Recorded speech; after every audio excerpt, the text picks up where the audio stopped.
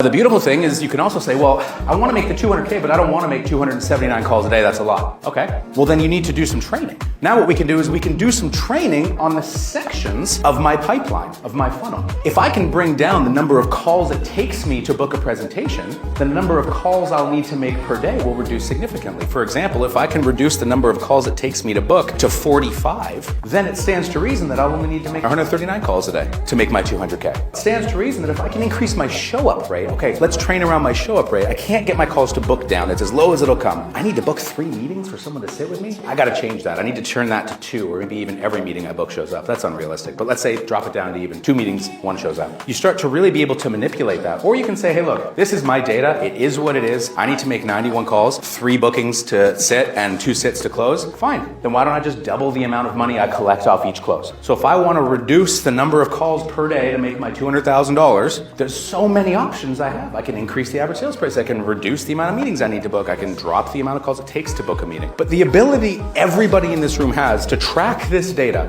being fully honest, how many of you know this data for yourselves? Really honestly, fully all the way through.